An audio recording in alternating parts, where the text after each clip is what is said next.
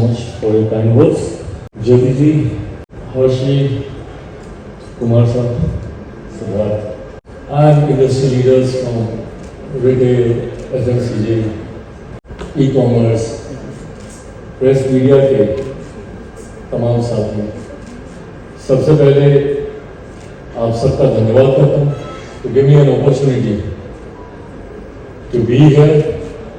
It was a difficult one though. ज्योति जी को इस बात का एहसास होगा.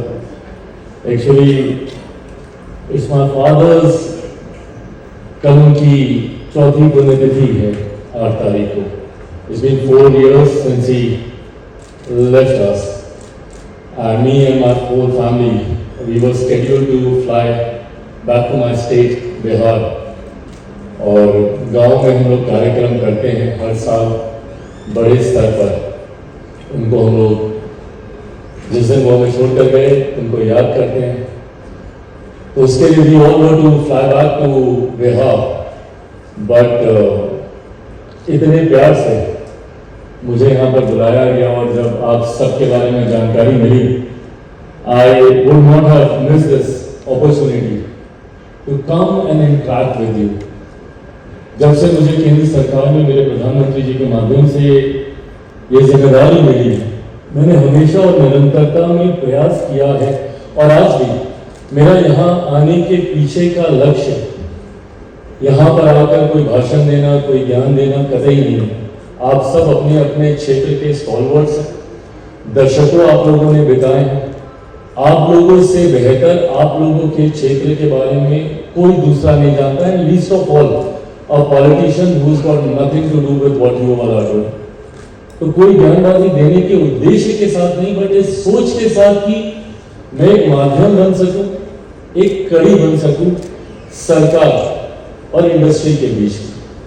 आज जब मेरे प्रधानमंत्री एक विकसित भारत की सोच रखते हैं, जब हम लोग आत्मनिर्भर भारत की हम लोग सोच रखते हैं, तो ऐसे में आप ही हैं वो सब जो भारत को आत्मनिर्भर बनाएगा.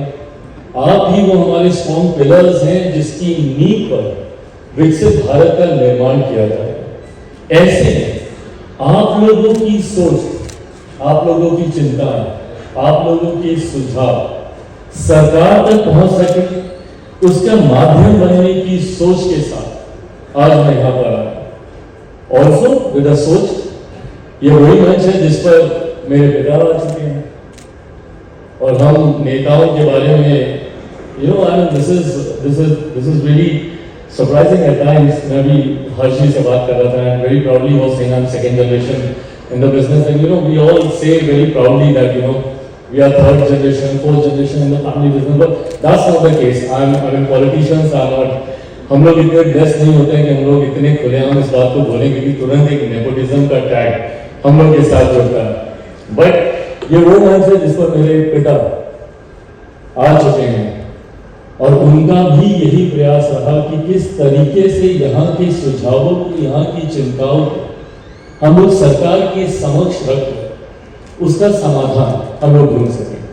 आज जब मैं यहाँ आप लोगों के बीच आया हूँ, कल मैं ज्योति जी से जब मुलाकात हुई, चर्चा हो रही थी आज के कार्यक्रम की, उस समय मैंने यही कहा था कि मोर देन टॉकिंग, अपनी बातों को बताने से ज्यादा आप सबकी बातों को मैं सुनना चाहूँगा.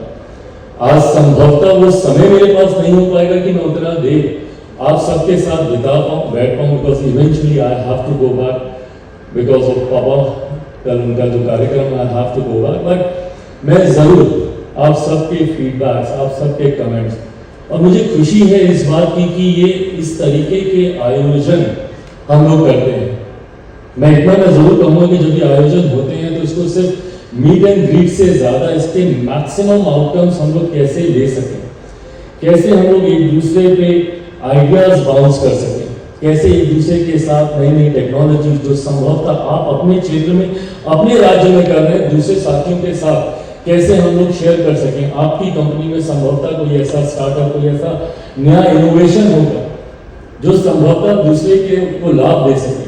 So let's use this platform to exchange these ideas, new innovations, new startups, new technologies, everything that we can bounce with each other, so that together, collectively, हम लोग उस लक्ष्य की तरफ हम लोग पहुंचे जिस सोच के साथ आज से 10 साल पहले मेरी सरकार ने मेरे प्रधानमंत्री आदरणीय नरेंद्र मोदी जी के नेतृत्व में बड़े बड़े फैसले, ट्रांसफॉर्मेशन शुरू किए रिफॉर्म्स के साथ, और इसी लक्ष्य को इसी लक्ष्य को लेकर मेरे प्रधानमंत्री आगे चलते गए। इस बात को कहने में मुझे कतई कोई संदेह नहीं है, not because I am the part of the government, is the reason why I am saying this, पर पिछले 10 सालों में देश में जो नई ऊंचाइयां देखी, अभी कुमार साहब कई क्षेत्रों का जिक्र कर रहे थे, गतिशक्ति के माध्यम से वो रोडवेज का ये जिक्र कर रहे थे, कई क्षेत्रों का इन्होंने जिक्र किया, एंड व्हिच इज ट्रू। आज की तारीख में नेशनली ही नहीं इंटरनेशनली, मेरे प्रधानमंत्री जी के शब्दों में जब मैं बोलूं तो जब भारत बोलता है तो दुनिया सुनती है। ये हम लोगों ने मुकाम पिछले 10 सालों में हासिल किया, और इसका श्रेय मैं आप सबको भी दूं। आप सबकी वजह से ही हम लोग इस मुकाम तक पहुंच सके कि आज हम लोग एक विकसित देश होने के लक्ष्य को हम लोग निर्धारित कर सकते हैं। कई ऐसी पीढ़ियां, कई ऐसे दशक हम लोगों ने बिता दिए जहां पे we are developing nation. And as a youngster मेरे दिमाग में ये सवाल कौंधते थे कि भैया कब तक हम लोग एक डेवलपिंग नेशन ही बन के रहें, कभी तो हम लोग एक डेवलप्ड कंट्री, एक विकसित देश के निर्माण की हम लोग कम से कम कल्पना तो करेंगे। आज मुझे खुशी है इस बात की, वो लक्ष्य हम लोगों ने रखा 2047 तक, और उस लक्ष्य की प्राप्ति के लिए जब हम लोग इस अमृत काल के खूबसूरत पड़ाव से हम लोग गुजर रहे हैं, तो उसमें हर किसी का योगदान, हर किसी की भागीदारी बहुत महत्वपूर्ण भूमिका निभाई, और इस भागीदारी में किसी प्रकार की कहीं कोई कमी ना रह जाए, इसके लिए भी मेरी सरकार पूरी तरीके से प्रतिबद्ध है। और आज आप लोगों के बीच उसी विश्वास को बढ़ाने आया हूं। आप लोगों के क्षेत्र किसी तरीके की कहीं कोई समस्या, किसी तरीके की कहीं कोई परेशानी, ये वो मंच है, आप बताएं, चर्चा करें, मेरे पास तक लिखित तौर पर अगर आप भिजवाएंगे, मैं जरूर उसको हर सूचित मंच तक लेकर जाऊंगा, जहां पर आपके ग्रोथ में अगर किसी भी तरीके की कोई भी समस्या आ रही है, जिस भी क्षेत्र से आप जुड़े हुए, मैं खुद, मेरे पास प्रधानमंत्री जी के द्वारा दी गई फूड प्रोसेसिंग इंडस्ट्री की जिम्मेदारी है। मुझे नहीं पता फूड प्रोसेसिंग से जुड़े कितने साथी यहाँ पर मौजूद हैं, पर हर वो व्यक्ति जो सीधा मेरे मंत्रालय के विषयों के साथ जिनका जुड़ाव है, उनको भी मैं इस बात का विश्वास दिलाना चाहता हूँ। सोच है, और अभी जैसा मेरे इंट्रोडक्शन में नाम ने कहा कि हम लोग को देश में अपनी भूमिका को पूरा करते हुए अंतरराष्ट्रीय स्तर पर अपनी पहचान बनाने की जरूरत है।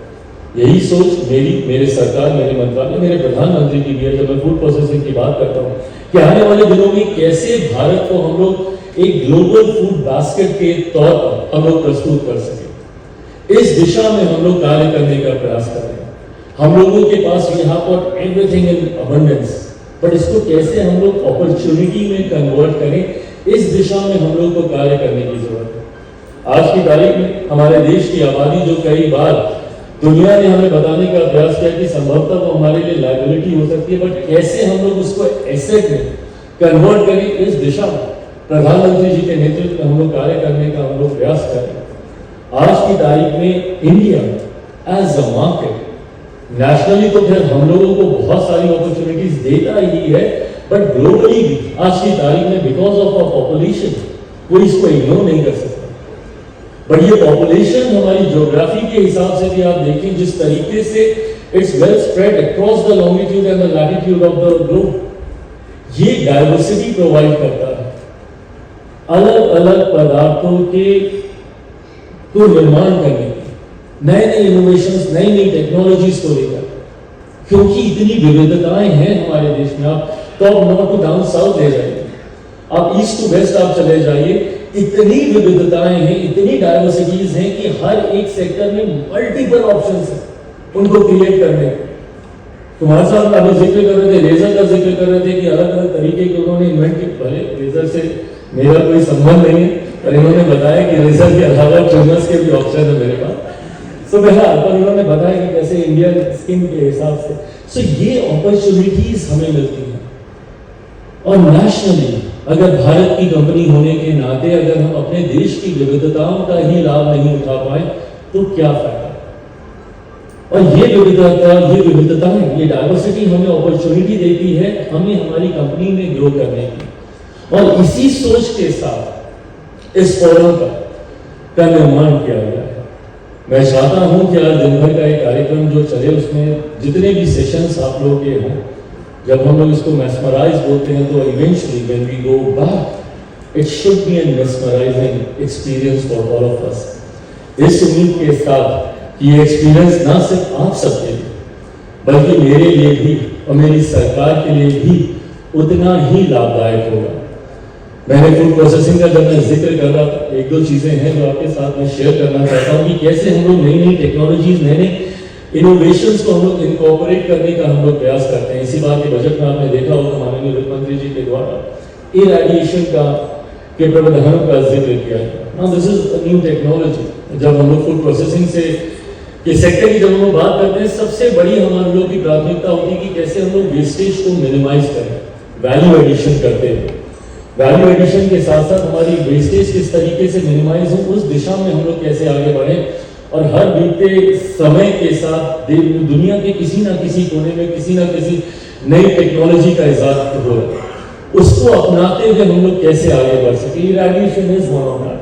50 इरेडिएशन यूनिट्स आने वाले दिनों में मेरे मंत्रालय के द्वारा स्थापित किए जाएंगे। फूड टेस्टिंग लैब, गुणवत्ता के साथ किसी प्रकार का कहीं समझौता नहीं हो। ये ना सिर्फ फूड प्रोसेसिंग के क्षेत्र के लिए बल्कि मुझे लगता है हर उस क्षेत्र से, जिस क्षेत्र से आप जुड़े हुए हैं, ये सबसे इंपॉर्टेंट क्राइटेरिया होना चाहिए। प्रधानमंत्री जी की सोच है कि इवेंचुअली आने वाले दिनों में इंडियन स्टैंडर्ड्स ग्लोबल स्टैंडर्ड बने, हम लोगों के मानक को दुनिया कबूल करे, उस दिशा में हम लोग को कार्य करना है। आने वाले दिनों में एक ऐसे समय के एक ऐसा कालखंड आए जहां पे लोग आंख मूंद कर इस बात को बोले कि भैया भारतीय प्रोडक्ट है, अच्छा ही होगा।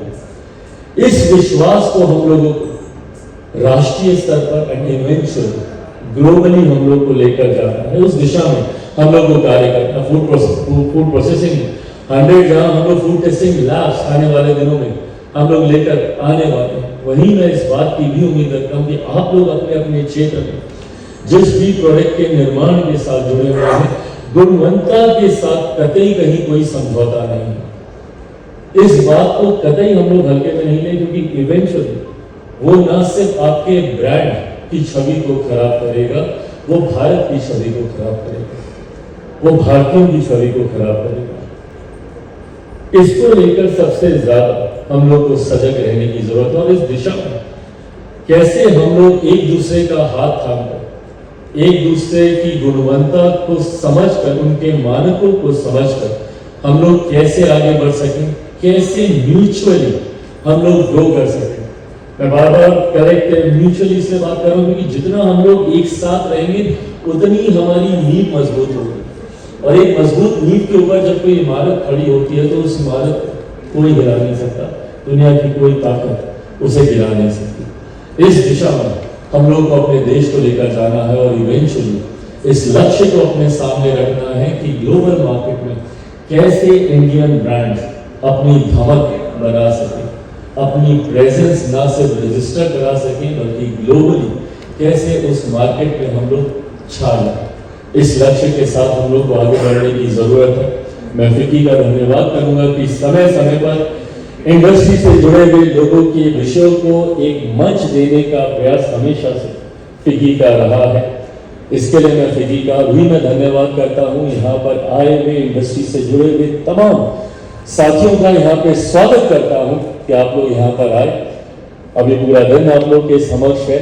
मैं विश्वास रखता हूँ सकारात्मक चर्चाएं होंगी, प्रोडक्टिव रिजल्ट्स आउटकम्स की सोच के साथ हम लोग यहाँ से वापस जाएंगे। और मैं पुनः आग्रह करूंगा कि आज जो चर्चाएं हों, जो मेरे संज्ञान में आनी जरूरी हो, जो सरकार के पास तक पहुंचनी जरूरी हो, please share it with me.